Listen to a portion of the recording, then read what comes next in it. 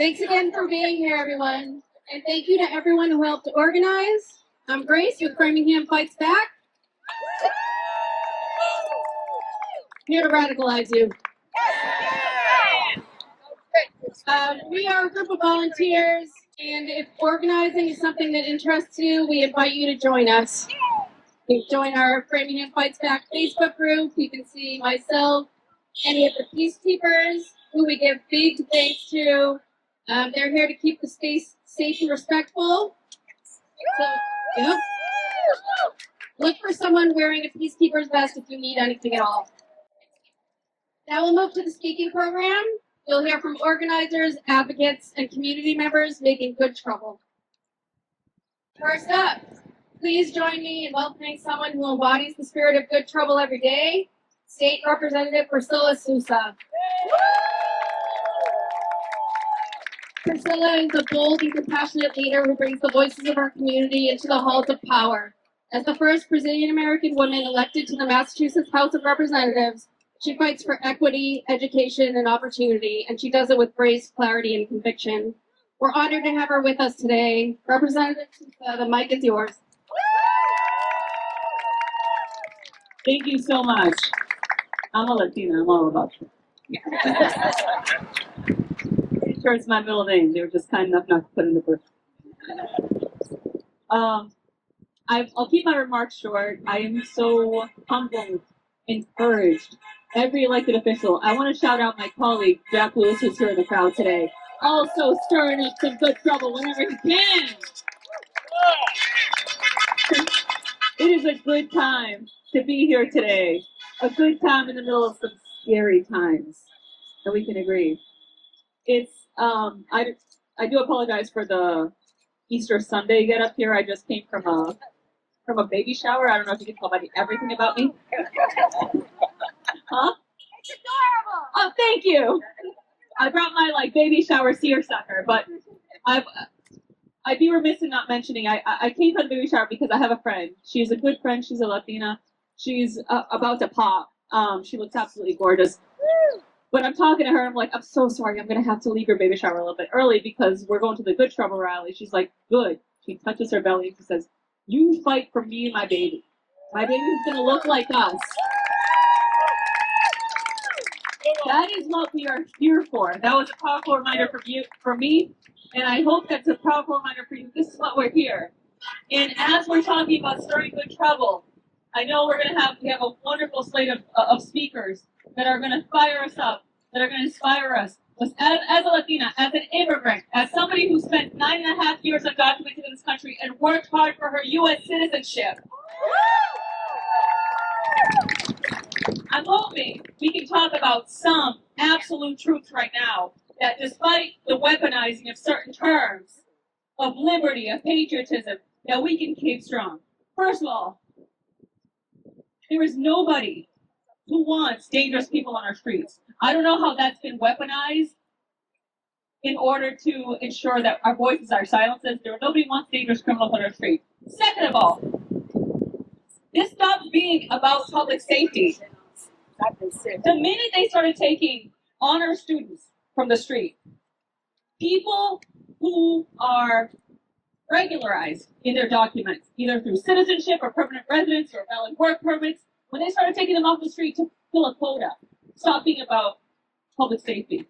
It stopped being about rule of law.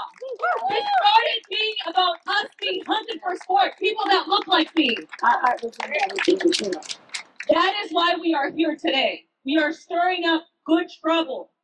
We are reminding the American people what rule of law really is, what public safety really is, what maintaining the pillars of our Constitution really is, because due process is not a suggestion. Due process is not a game. Who are we?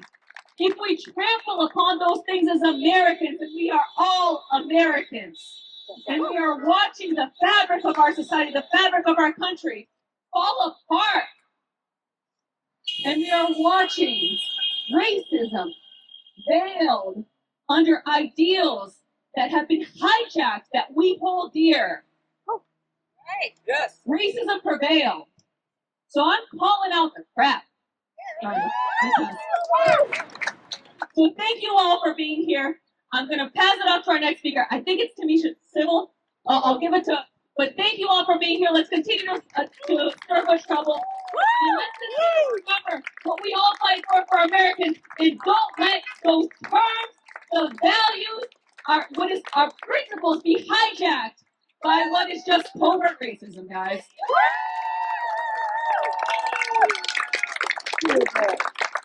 Thank you, Priscilla. Our next speaker is a truth teller, a justice seeker, and a leader who shows up for our communities every single day. Tamisha Civil serves on the Massachusetts Governor's Council, where she helps shape the future of our courts and our justice system. She's been a probation officer, a legal advocate, a radio host, and in every role, she's used her voice to lift others up and push for change. Please give it up for Tamisha Civil. How you guys doing this afternoon?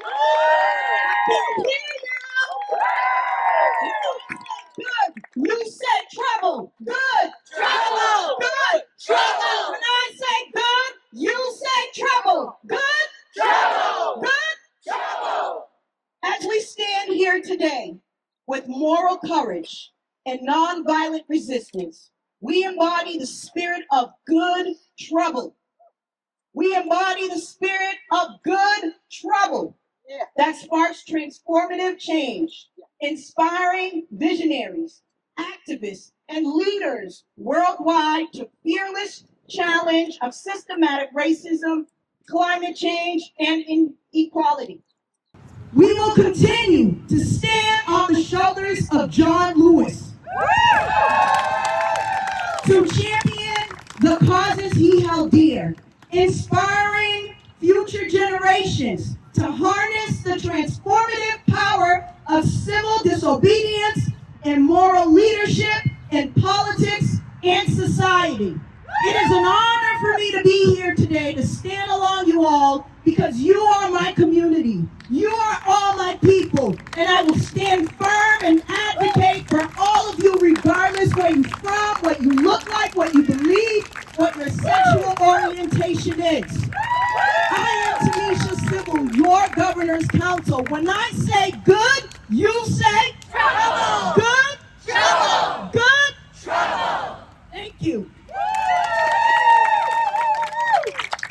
Thank you so much.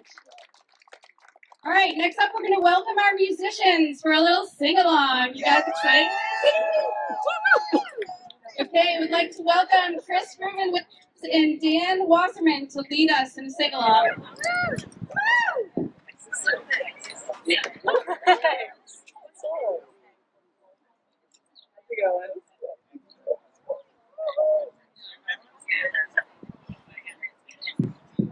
Hi everyone, my name is Cheryl. We're going to sing This Little Light of Mine. If you want to come up and sing with us, or you can stay there, either way, but we welcome anyone who wants to come up and sing with us. I'll cue you with what the next verse is, so you don't have to worry about having papers in front of you.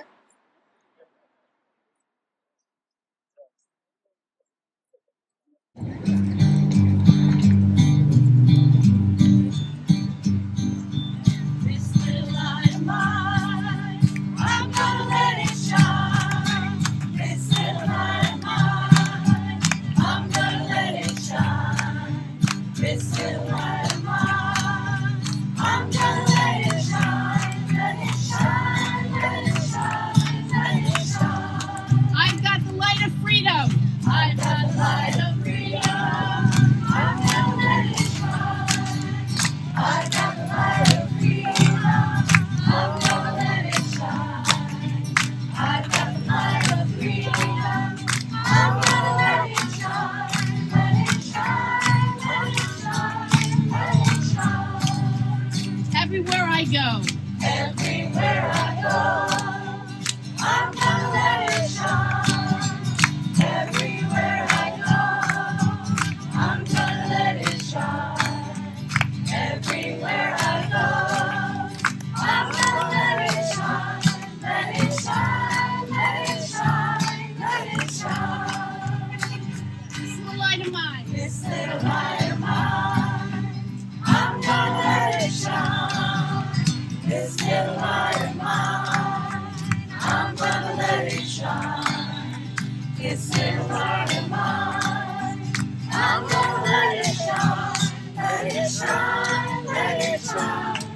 it shine. All around the world. All around the world. I'm gonna let it shine. All around the world. I'm gonna let it shine. All around the world. I'm gonna let it shine. Let it shine. Let it shine. Let it shine. I've got the light of freedom. I've got the light of freedom. I'm gonna let it shine. I've got the light of freedom. I'm gonna let it shine. I've got the light of freedom. I'm gonna let it shine. Let it shine. Let it shine. Let it shine.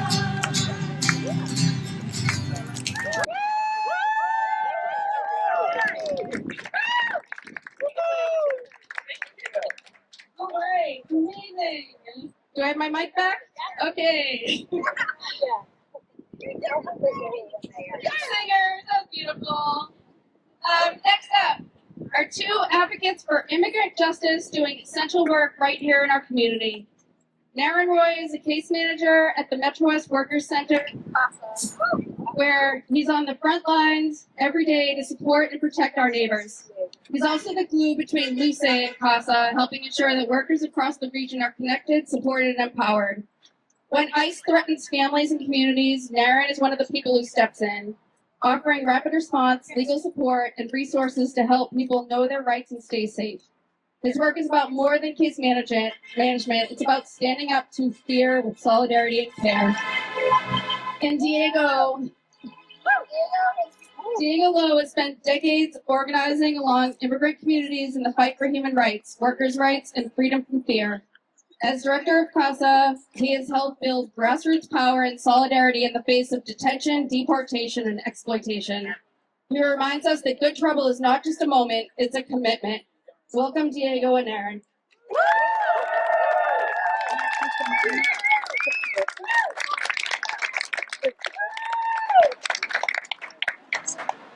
So this isn't what I'm best at, and I'll try to share something that from what we see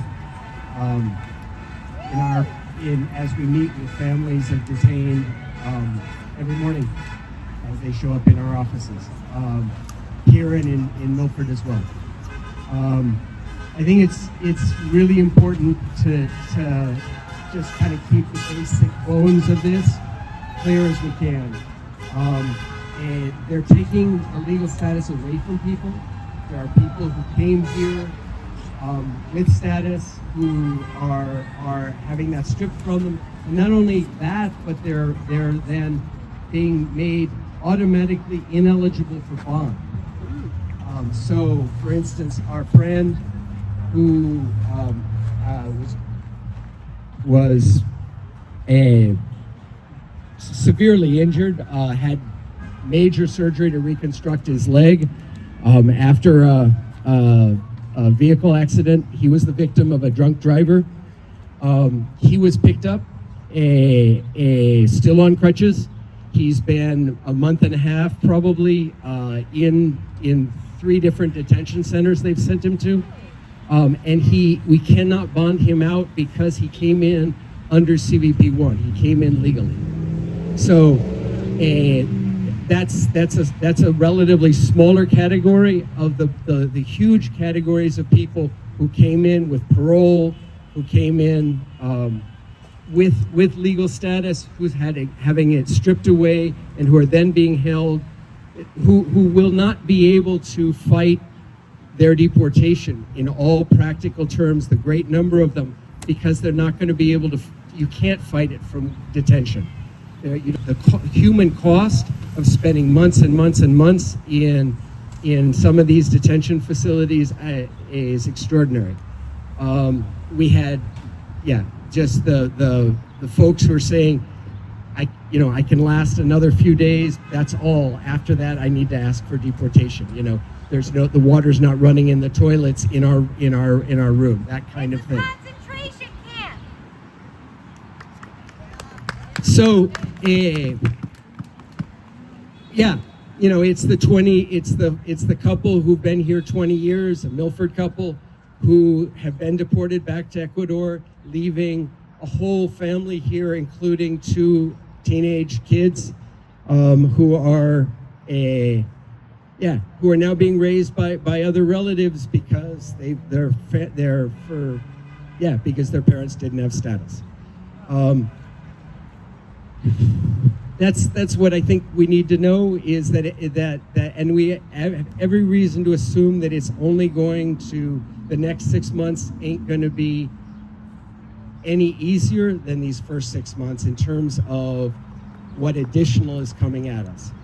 They want to make it impossible for anyone who entered illegally to, who didn't have, a visa or whatever, to be eligible for bond. I'm going to pass it on to except to say to you folks, these people are part of our community. They're the ones who are serving us food when we go out to eat. They're the ones who are painting our porches. They're the ones who are the backbone of residential construction. And they're our neighbors.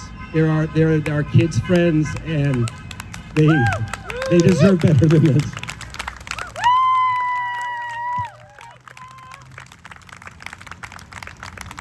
Thank you, Diego, for those really important reminders. We are all neighbors. $10,000 was the amount of money that it took for another of our neighbors here in Metro West to get out and be able to see his family again after more than 80 days in detention.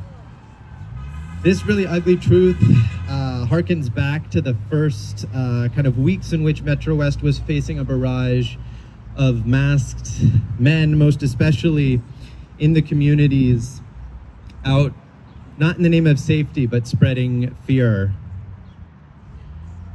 As many of us have been knowing, and in fact, as many of us were advocating against the big, ugly bill, we now know that on a federal level, this administration wants also another to take that 10,000 number again, wants to hire another 10,000 staff just in ICE alone, investing $14 billion into what they're calling removal operations.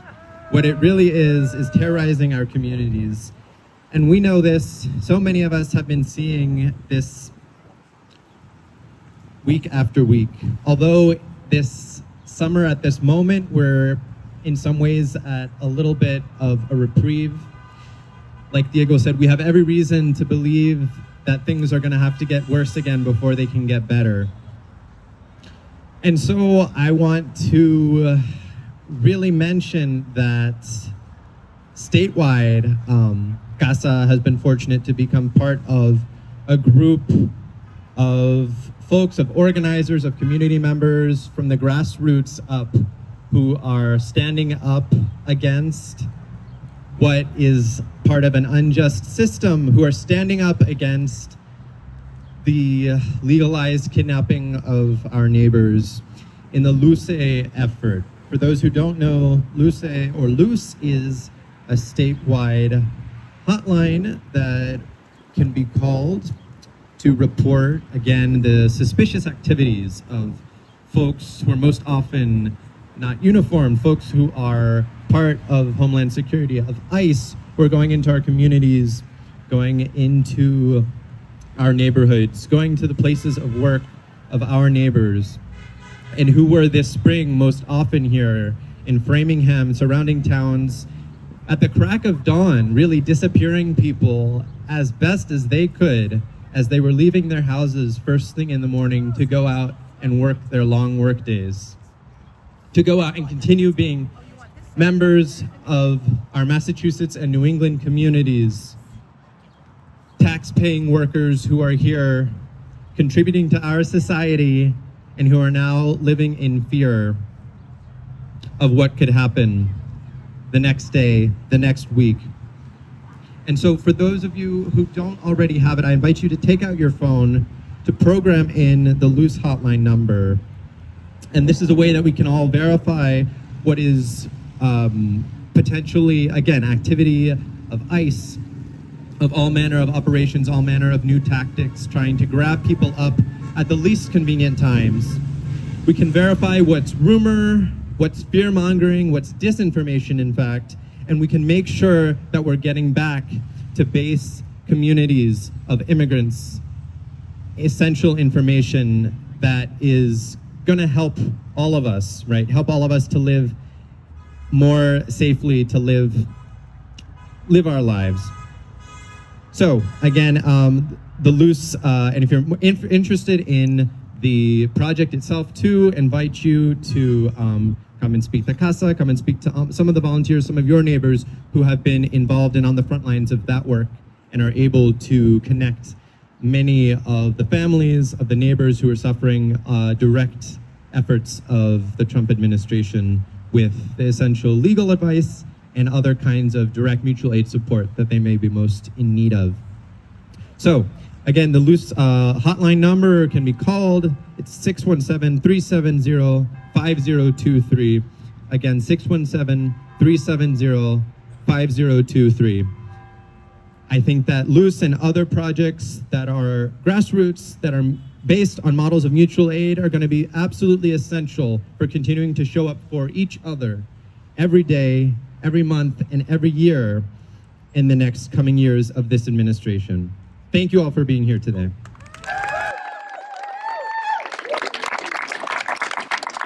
Thank you, Naren and Diego. If you want to support CASA's work, you can visit Naren and Diego here under the tree, under the tree. This first table over here to donate to their efforts and volunteer and support them in any way you can.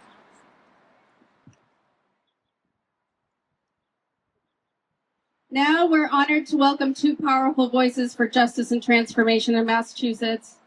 Mallory Hanora is co-director of Families for Justice's Healing, a grassroots organization led by formerly incarcerated women. EFJA is working to end the incarceration of women and girls and to build up the communities most impacted by policing and prisons. Families for Justice's Healing is reimagining communities, not prisons, and creating what different looks like. And Angelia Jefferson is the Transformative Justice and Women's Participatory Defense Coordinator at Families for Justice's Healing. Angelia served 31 years in MCI Framingham. She is a mother, grandmother, and accomplished organizer, advocate, and speaker. She helped to win no-cost calls in Massachusetts and helps lead the Free Her campaign to bring women home from Framingham and stop the $360 million prison project. Please welcome Angelia.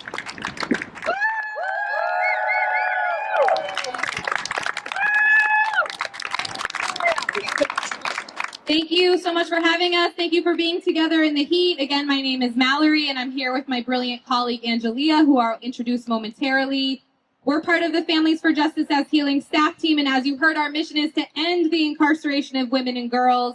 We were founded by women in prison and continue to be led by incarcerated, formerly incarcerated, and directly impacted women. We are right down the street from our members who are incarcerated at the oldest operating women's prison in the United States, MCI Framingham. Women who are mothers, daughters, grandmothers, and granddaughters. Incarcerated women who are struggling with unmet mental health needs. Women who have been criminalized for trying to survive violence or abuse or addiction. Elder women in their 60s and 70s who have already served decades. Women who are suffering from debilitating illnesses and being denied their dignity and adequate health care. Incarcerated women are workers, mentors, writers, thinkers, students, dreamers, brilliant artists, caretakers for each other, women who are much more than their mistakes or their circumstances. Incarcerated women have been failed by our public policies and how we distribute our public resources. They are women who asked for help and didn't get it. They are our neighbors, and we are here to ask, what are we willing to do for our neighbors? We are here to honor the history of resistance.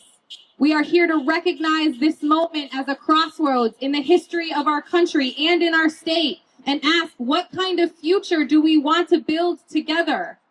The governor of Massachusetts is trying to build a $360 million prison for women right here in Framingham, a plan that goes far beyond repairs and renovations and is in fact a massive investment in incarcerating our daughters and granddaughters and great-granddaughters instead of investing in what our families and children need to thrive. The governor is trying to sell the prison construction to us as trauma-informed and rehabilitative, but the women in that prison now and the women who have come home have been unequivocal. There is no such thing as a trauma-informed prison. Prison is a place that dehumanizes and re-traumatizes and separates families. As we push back against the federal agencies that are hunting down our neighbors, depriving people of liberty, and denying people of their basic human rights, we have to look right here in Massachusetts at our own Department of Correction. The DOC is notorious for abuse and medical neglect and mistreatment and mismanagement. They regularly refuse to follow the law or be accountable to incarcerated people or legislators or us as taxpayers. The very same DOC who is trying to build a $360 million prison also has a 287G contract to collaborate with ICE. And remember that Framingham women are held both before their trial and after their sentence and are delivered directly into the hands of ICE. Let's be perfectly clear. Any investment in prison construction is an investment in the deportation machine and in the Trump agenda. Framingham was built in the 1870s. In 2025, we have better ideas and solutions. We know there are pathways to bring women home like clemency and bring them back to the community to heal and advance their life. We know there are meaningful, available alternatives to incarceration that we could expand. And if we invest in healing and housing and treatment and healthcare and education that all of us need, then we can prevent our neighbors from ever being incarcerated in the first place. Trump is slashing our social safety nets and pushing even more people into the depths of poverty and unnecessary suffering. So we must not respond with prison construction to incarcerate our neighbors in need. We are here asking you to reject the governor's plan to build a $360 million prison, asking you to stand with us to demand the release of women who can come home right now through avenues like medical parole and clemency, and demand an investment in our communities so women and all of us can thrive. We are here asking you to reimagine our communities, not reimagine prison. We want to fight for all the life-giving and life-sustaining solutions we know will bring about real safety and well-being where prison has failed our communities. Sign our petition, get involved with the Free Her campaign, work with us to build up people, not prisons, and create what different looks like. We can make Massachusetts a model for the rest of the country, a place where we protect our neighbors, seek connection, not criminalization, healing, not punishment, and freedom and dignity for all of us. Free her.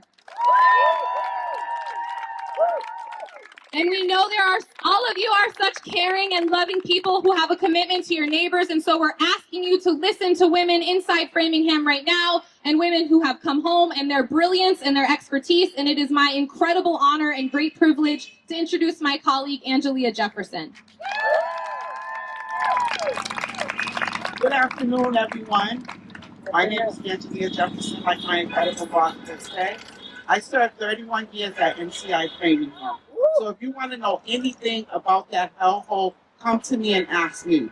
All these politicians, they sit around with all their money, sitting up high, looking down low on us, talking about, oh no, we're going to build a new prison. $360 million. Let's just take a minute to think about that. $360 million for less than 200 women that are inside of Framingham. Women that are in there that are suffering with mental health issues, family issues, you name it. They are suffering inside of that hellhole. They can't even regulate the system so the women can have decent air in the summertime or decent heat in the wintertime. That place is not safe for no one. I was talking to, I forgot her name, but she was talking about space in the prison, how they said they need more space, they're going to put a new building or whatever the case may be. There's no freaking trauma-informed prison. We do not need a prison. Tear that motherfucker down. Tear that motherfucker down. We do not need that prison. My sisters are in there suffering right now. I talk to them on a constant basis. Every day I am talking to someone in the inside of MCI Framingham, right up the street from us right now. Please stand whatever way it is. I don't know which way it is. This is my first time in this area. But please stand with us so we can fight this good fight. Please, we need to shut this down. Maura Healy and all her people that sit with her, that are coming up with all these brilliant ideas, they're not talking to people like me. Come talk to me. I have 15 sisters that are formerly incarcerated, that are in the community doing this work. Every day we are together doing this type of work. Talk to us. Have a meeting with us. Figure out what's going on from us, the experts. Please take time. Get to know us. Talk to us. Don't judge us because of the color of our skin or whatever it was that we did. Nobody knows our trauma but us. And only thing I have to say is please just take the time to listen. Take the time to think. Take the time to continue to fight. I truly believe that there's power in numbers, and the numbers that I see right here is so much power right here. If we continue to stand together, we can win this fight. Shut Framingham down. It's not doing anything. It's causing women to have cancer. I am a cancer survivor myself. Since I've been home, I've had 2 major surgeries because of the freaking neglect inside of that hellhole. We need to stand together. We need to stop the build of this new prison. We need to walk the walk and talk the talk. All these politicians, they get in these positions because they say, oh, we're going to do this and we're going to do that for our communities and all this other stuff. They don't do nothing that they say, but they get our vote. Let's stand behind each other and work with each other and vote for each other instead of voting for those people that are trying to condemn us and put us in the ground. Please stand with us. Please continue to love on us. We're not evil. We're not mean people. We're just people that need someone to listen. We're people that need people to understand. They don't have nothing inside of that prison to help you with anything. I am in therapy twice a week from the BS that happened to me inside of that prison. If I had enough time, I would stand here and tell you all some of the stories. But just know it wasn't good. Calling home, crying to my grandmother, crying to my kids, crying to my friends and my family, to Mallory, Hanora, and Angelia James and Sachi J, who fought with my daughter right up the street from here to get me out of that hellhole. The stories that I've told them of the stuff that goes on in the inside. And now that I'm on the other side and I am working really hard, I just said to my boss earlier, I don't care what day of week it is. Today's a Sunday. I could be home chilling watching Netflix. But I don't care what day of week it is.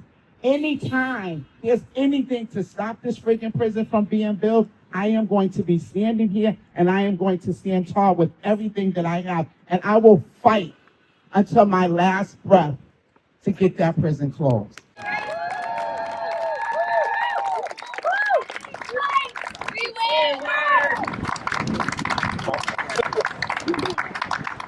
Money could be used for better things and help a lot more people. Incarcerating people is the most expensive way to house people, and it's the crappiest, shittiest way for people to live. If anyone doesn't know out there, how much do you think it costs to imprison one woman for 1 year at MCI Framingham? Take a guess. $250,000. $235,000 a year per woman. It doesn't have to be this way. Give it to the family. Amen. Finally, it is my honor to welcome a speaker whose life and ministry embodies the values we uplift today. Reverend Dr. J. Anthony Lloyd is the senior pastor of Greater Framingham Community Church, a longtime leader in the fight for justice and a voice for moral clarity in our community. He joins us today to speak about the life and legacy of Congressman John Lewis, a man who showed us what it means to make good trouble, necessary trouble, in the pursuit of justice. Please join me in welcoming Reverend Dr. J. Anthony.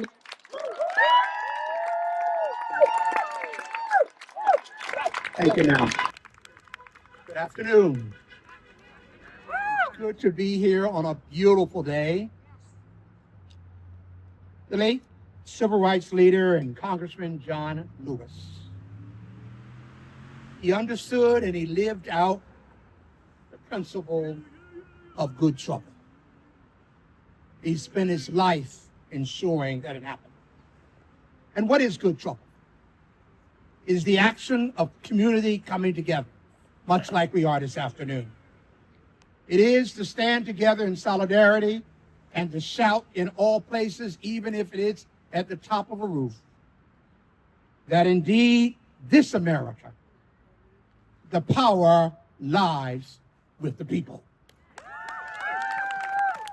We must, yes, in a peaceful, non-violent way, we do so not just for ourselves, not just for our neighbors, not just for our society, but we do so also for our children and our grandchildren. So we gather today. We gather today to say no to hate, to challenge injustice in our society, and to create meaningful change. It is about the power of collective action that today it draws us to this here Commons. But that draws us every day when we get up and we move in society. John Robert Lewis. He championed it.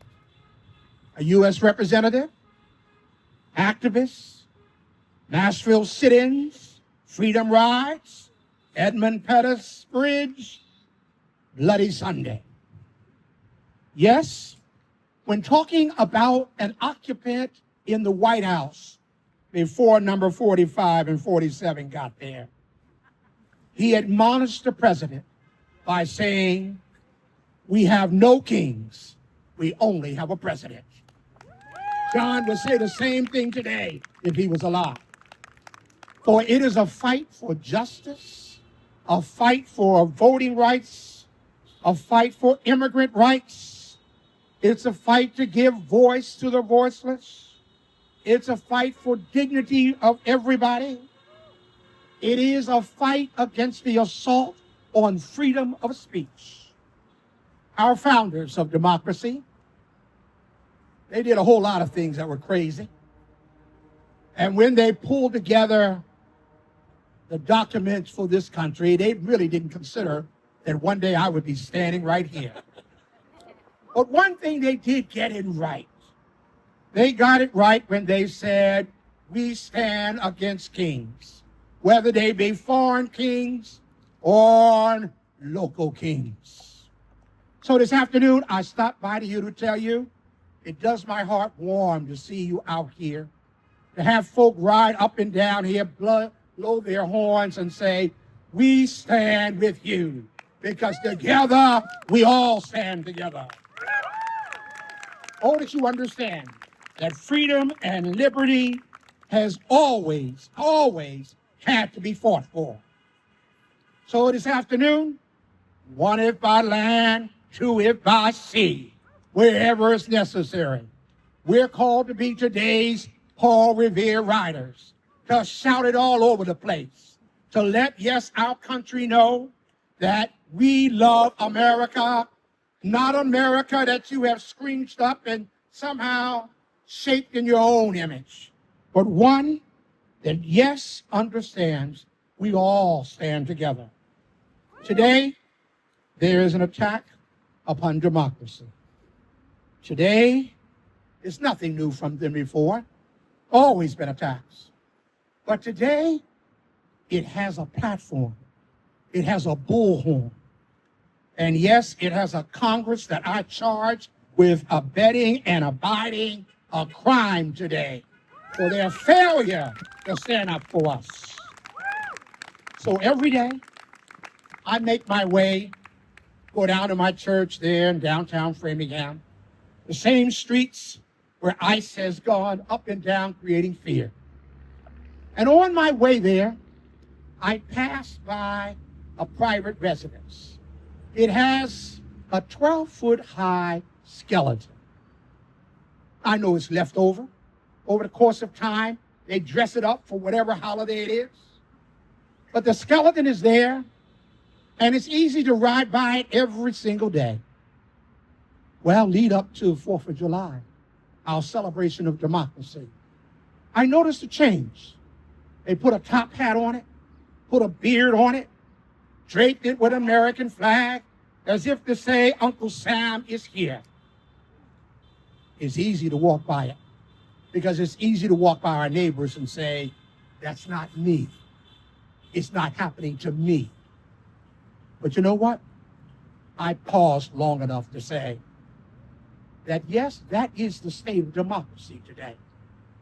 It is tattered, the flag draped on it, barely a life or elements of life being in. But when I do, I recognize that, yes, democracy is a skeleton, and its skin has been tearing off left and right in front of our eyes.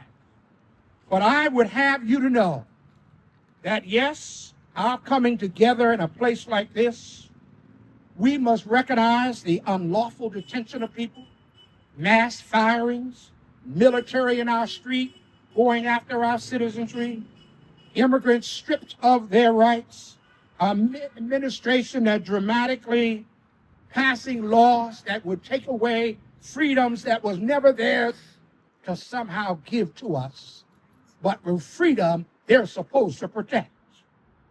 It is a flesh-eating disease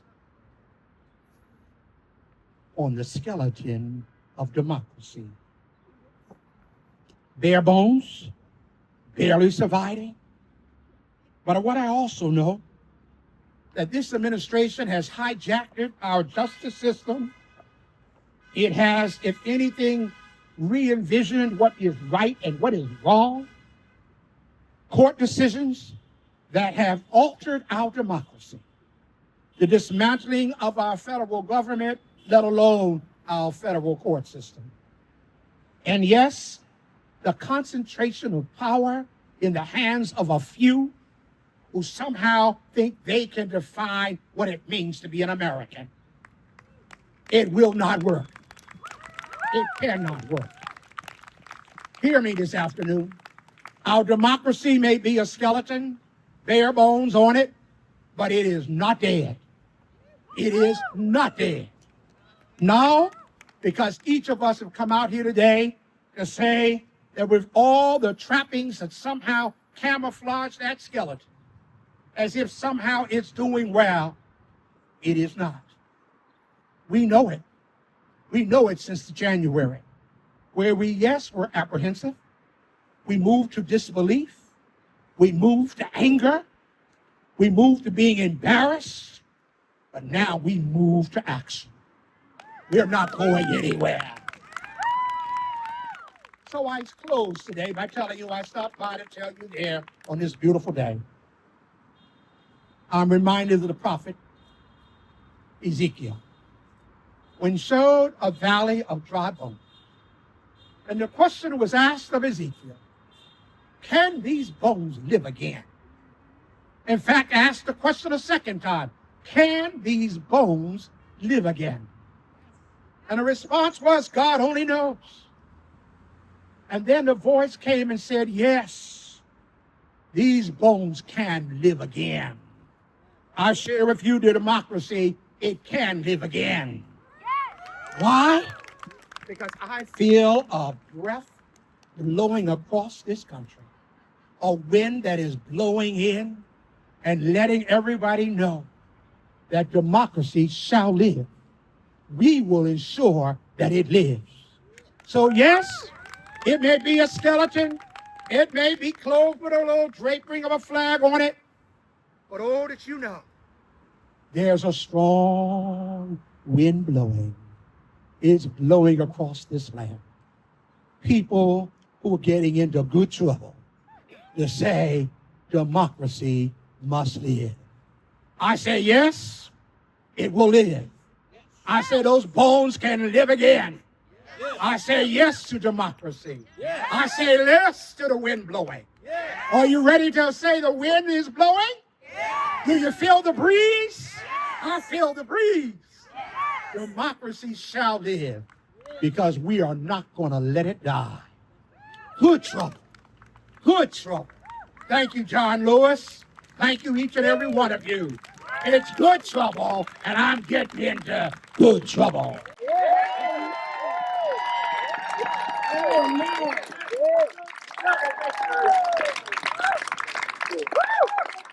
Much.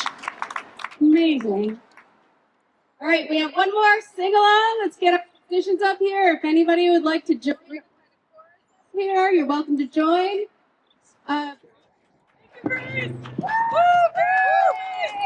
So we're going to end today by singing We Shall Overcome. We're going to sing a verse in English, then a verse in Spanish, another verse in English, another verse in Spanish, and then 2 verses in English. And we'll cue you. Okay? Please join us.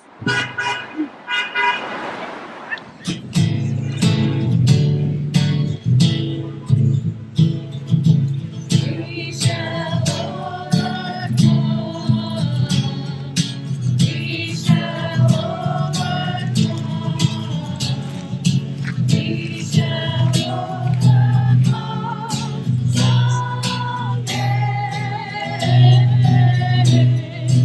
Oh, deep in my heart, I do believe we shall overcome someday. Nosotros venceremos, nosotros venceremos, nosotros venceremos ahora.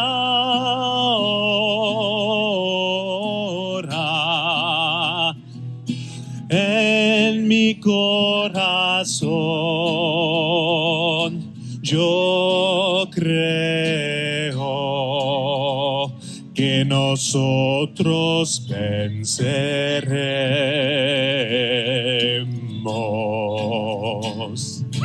We are not alone. We are not alone. We are not alone. We are not alone today. Oh, deep in my heart, I do believe that we shall overcome someday. No estamos solos, no estamos solos, no estamos solos ahora.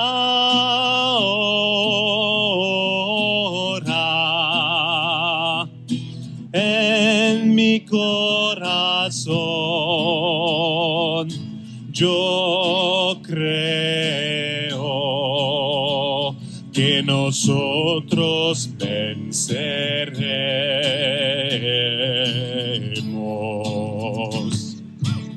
The truth shall make us free.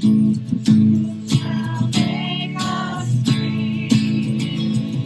The truth shall make us free. The truth shall make us free someday. Oh, deep in my heart, I do believe that we shall overcome. One more time, we shall overcome. We shall overcome. We shall overcome.